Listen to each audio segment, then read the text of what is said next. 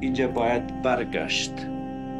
نکته اولی که ما یک کشور ناتوان هستیم، یک دولت مقتدر نداریم، یک دیگ بی سرپوش هستیم.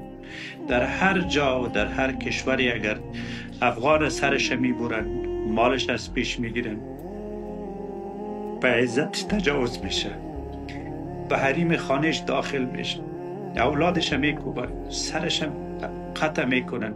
ما کسی نداریم که از ما پرسان بکنه. ما جز از خدا الهی دیگه هیچ عرصه و پناهی نداریم در دنیا. اختلافات قومی، زبانی، منطقوی ما در حد است که ما منافع ملی خود را زیر پا گذاشتیم.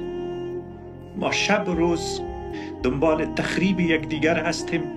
من حیث یک ملت تباه، برباد و خاک بستر هستیم. ما چیزی نداریم. ما چیزی برای مردم خود نداریم. سیاسیون ما دوست، ظالم، غاصب، جابر، غدار. حکومت ما هم مستبد. پیش کی بریم؟ کی میتونه از حقوق حقه ما، از حقوق انسانی و بشری ما دفاع بکنه؟ در حالی که ایران تمام موازین انسانی، بشری، سیاسی، بین المللی، حقوقی را زیر پا کرد. کی از ما بپرسه؟ چطور میتونیم از این بحران بیرون شویم؟ ملت افغانستان و مردم افغانستان، تاجران بزرگ افغانستان، کسانی که در دستتان توان دارن، پول دارن، امکانات دارن،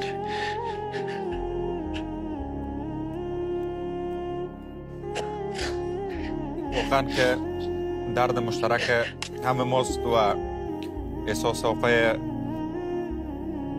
مختارم قابل درک است و من خودم هم نمیتونم به درستی صحبت بکنم. شما زمانی که تصاویر از مهاجرین را به خصوص اطفال را میبینین، زنان را میبینین، و سنگ باشه، قلب نباشه، سنگ باشه که اشک نریزه یا بغض نکنه.